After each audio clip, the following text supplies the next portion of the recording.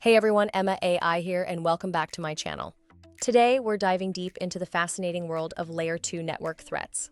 If you're a cybersecurity enthusiast or a professional in the field, you're going to find this video incredibly useful. We're not just talking about the threats, we're discussing how to safeguard your network from these menacing attacks. So grab a seat and let's explore this together. First off, let's talk about switches. Think of them as the traffic controllers of your network, managing data flow like a busy intersection. But just like any intersection, there can be issues. Secure administration is crucial here. It's like making sure only authorized people can adjust the traffic lights. You wouldn't want just anyone controlling your network settings, right? This includes setting strong passwords, using SSH for remote access, and ensuring that all administrative interfaces are secured against brute force attacks.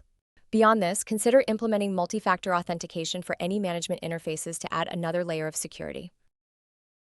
Switches don't just direct traffic, they offer services too, which can be both beneficial and risky.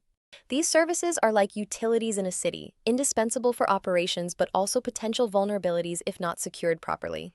This brings us to access control lists, or ACLs.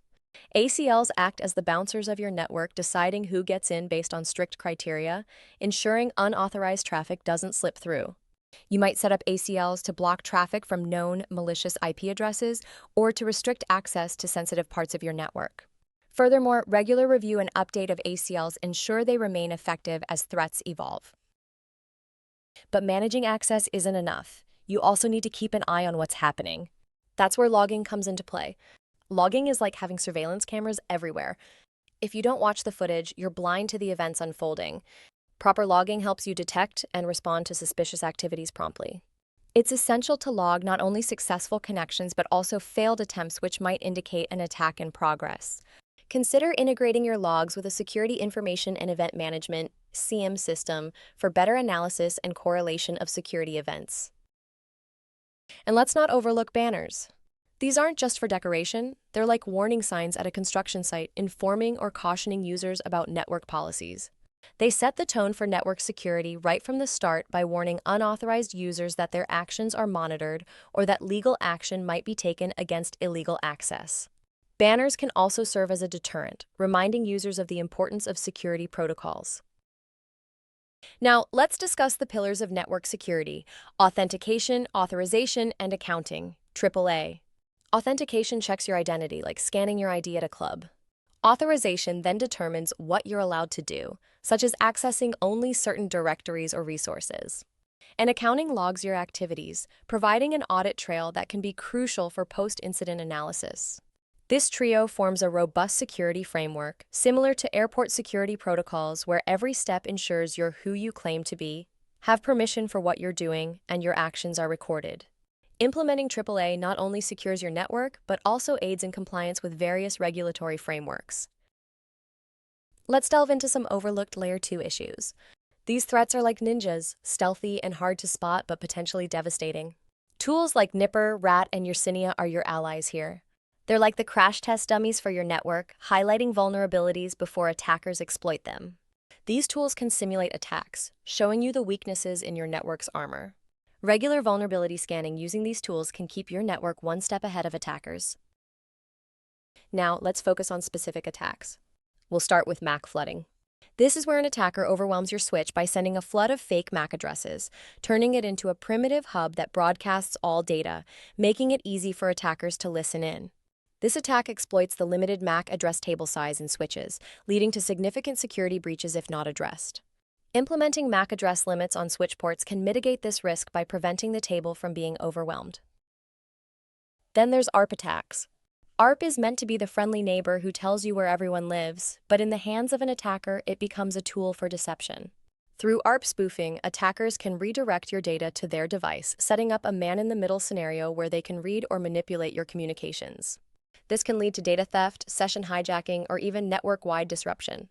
To counter this, Dynamic ARP Inspection (DI) can validate ARP packets against a trusted database, ensuring only legitimate requests are processed. Another cunning attack is VLAN hopping, where an attacker manipulates the switch into sending traffic from one VLAN to another, bypassing your security setup. It's like someone sneaking into a restricted area by hopping over barriers. This can compromise sensitive data intended for one segment of your network, allowing it to leak into others where it doesn't belong. Proper VLAN configuration and ensuring trunk ports are secured can prevent these unauthorized transitions. Let's now harden our network defenses, beginning with the Cisco Discovery Protocol, CDP. CDP acts like a town crier, broadcasting everything about your network, which is excellent for troubleshooting but disastrous for security if not controlled. It leaks info like device types, software versions, and more. Disabling CDP reduces the information available to potential attackers. Similarly, the Link Layer Discovery Protocol, LLDP, for non-Cisco devices should be disabled when not needed to avoid similar information leakage. Let's discuss MAC spoofing next. This is where an attacker pretends to be another device by using its MAC address. It's like using someone else's ID to enter a club. The aim is to redirect traffic or cause disruption by making legitimate devices seem offline. This can be particularly damaging in environments where device authentication is lax. Port security can be set up to only allow specific MAC addresses or use sticky MACs to learn and remember connected devices MACs. For even stronger security, consider implementing 802.1x or Network Access Control (NAC). 802.1x provides port-based authentication, adding layers of security by ensuring that only devices with proper credentials can access the network. NAC further enhances this by controlling network access based on device health, identity, and compliance status, making sure only clean, trusted devices get network access. These systems can dynamically adjust network access rights based on real-time policy enforcement.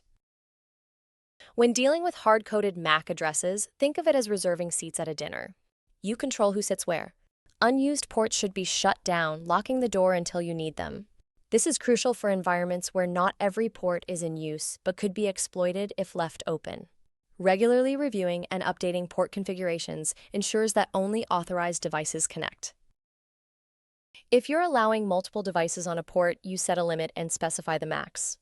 If someone tries to exceed this, you can shut down the port, like sounding the alarm when an intruder is detected. This is a common practice to prevent unauthorized devices from connecting to your network through a single port. It's also wise to have an alert system in place to notify administrators of such incidents.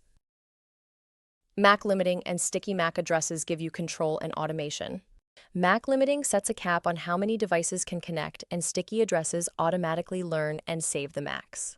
If this limit is breached, the switch can either lock down the port or notify security, preventing network abuse or unauthorized access. This automation reduces the administrative burden and enhances security. Now let's talk about how to further secure your network against these Layer 2 attacks. One effective strategy is implementing dynamic ARP inspection, or DI. DI works by validating ARP packets against a trusted database, which is typically built by DHCP snooping. This helps prevent ARP spoofing by ensuring that only legitimate ARP requests and replies are processed, thwarting attempts to poison the ARP cache.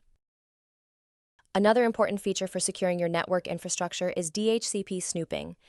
This tool helps mitigate rogue DHCP server attacks by filtering DHCP messages received from untrusted ports. When enabled, only DHCP messages from trusted interfaces, like those connected to legitimate DHCP servers, are forwarded. This prevents attackers from offering bogus IP configurations, leading to network confusion or further exploitation. DHCP snooping is crucial for maintaining network integrity in environments where DHCP is widely used. Moreover, understanding VLANs can help in segmenting your network for better security. VLANs divide your network into separate broadcast domains, which can limit the spread of attacks from one segment to another. By isolating traffic, you reduce the attack surface, making it harder for malicious activities to move laterally across your network. Proper VLAN management can also improve network performance by reducing unnecessary broadcast traffic. Another aspect to consider is the implementation of 802.1x. This protocol provides port-based authentication, ensuring that only users or devices that have been authenticated can access the network. This adds a significant layer of security, especially in environments where physical security might not be as tight. 802.1x can be particularly useful in environments with high device turnover or in public access areas where you need to control who can connect. Let's also touch on the role of network segmentation. Beyond basic VLANs, advanced segmentation techniques like microsegmentation can further isolate applications, services, or data within a network. This limits lateral movement for an attacker, containing any breach to just one small segment rather than allowing access to the entire network. Microsegmentation can be particularly useful in environments with high security requirements, like financial institutions or healthcare providers, where data privacy is paramount.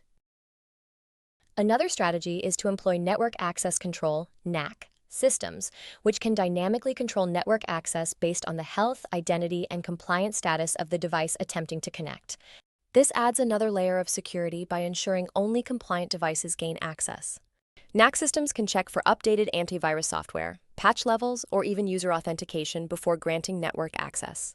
They play a pivotal role in maintaining network hygiene. Now think about the importance of regular audits. Just like you wouldn't drive a car without occasionally checking the oil and tire pressure, you shouldn't run a network without regular security audits. These can uncover misconfigurations, outdated software, or new vulnerabilities that could be exploited. Regular audits ensure your security measures are not just in place, but are also effective against current threats. They should include both automated scans and manual reviews. And let's not forget about the emerging threats like IoT devices. These can introduce numerous unsecured endpoints into your network. Implementing policies around IoT security, like mandatory security checks for all new devices or creating separate networks for these devices, can help mitigate these risks. IoT devices often lack robust security features, making them prime targets for attackers looking to gain access to your network. Monitoring and managing these devices' security posture is crucial. Now let's talk about the importance of regular software updates. Keeping your network devices up to date is like vaccinating your network against known vulnerabilities. Vendors release patches for known issues, and failing to apply these can leave your network open to attacks that could have been easily prevented. Regular updates are a simple yet effective way to bolster security. Establishing a patch management policy ensures timely updates across all network components.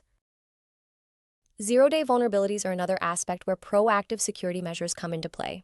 These are vulnerabilities that are exploited before they're known to the software vendor. To combat these, you might employ intrusion detection systems (IDS) and intrusion prevention systems (IPS), which can detect and block unusual traffic patterns that might indicate an attack. These systems can provide an early warning system for new types of attacks, allowing you to respond before widespread damage occurs. Physical security also plays a role in network security. Even the best digital defenses can't protect against someone physically accessing your network hardware.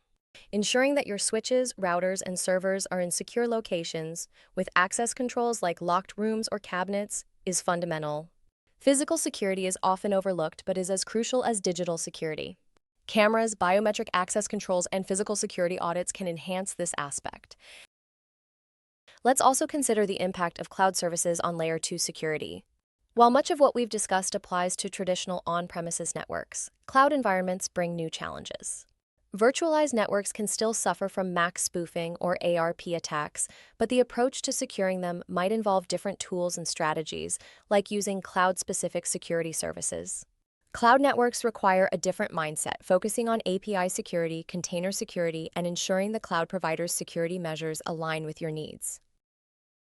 For those in highly regulated industries, compliance with standards like PCI DSS, HIPAA, or GDPR often dictates specific security measures at the Layer 2 level. These standards might push for more stringent controls over access, segmentation, and data protection, ensuring that compliance drives security practices. Compliance isn't just about avoiding fines. It's about ensuring your network meets a high standard of security, protecting sensitive data, and maintaining trust with customers. When discussing network security, we must also acknowledge the role of third-party services. Many organizations rely on external vendors for parts of their network. Ensuring these vendors follow similar security practices is crucial, as a weak link in the supply chain can compromise your entire network. Due diligence in vetting and monitoring third-party services is essential. Regularly assessing the security posture of these vendors can prevent supply chain attacks. Let's talk about the human element of network security. It's not just about the technology, but also about training your team. Regular security awareness training can prevent social engineering attacks that might bypass all your technical defenses. Imagine teaching your employees to spot phishing emails or unauthorized access attempts. This could be the difference between a secure network and a compromised one. Education plays a critical role in network security. It's about creating a culture where security is everyone's responsibility. Additionally, consider the importance of incident response planning. What do you do when an attack does occur? Having a well-documented plan ensures that everyone knows their role, reducing panic and response time. This includes identifying the attack, containing it, eradicating the threat, and then recovering and learning from the incident to prevent future occurrences. An effective incident response can mean the difference between a minor hiccup and a major data breach. Regular drills and updates to the plan keep it relevant and effective. Finally, to wrap up our discussion on Layer 2 security, we need to emphasize continuous monitoring and response. Network security isn't a set-it-and-forget-it deal.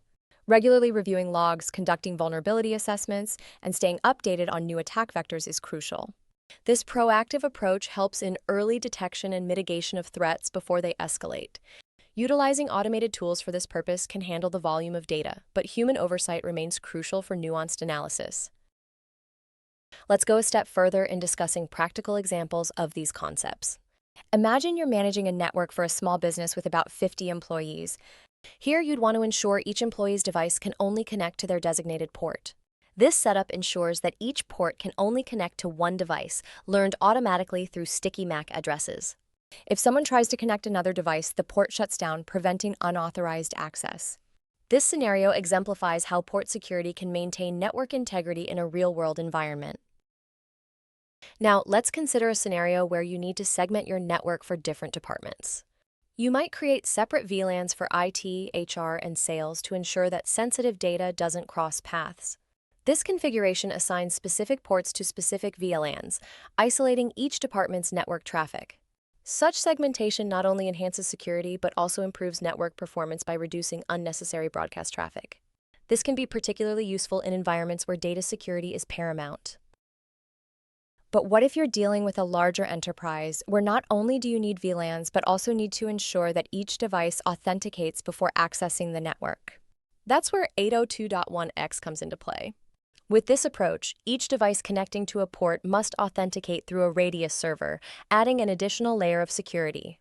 This is particularly important in environments where device mobility is high, ensuring only authorized devices can connect even if they're moving around.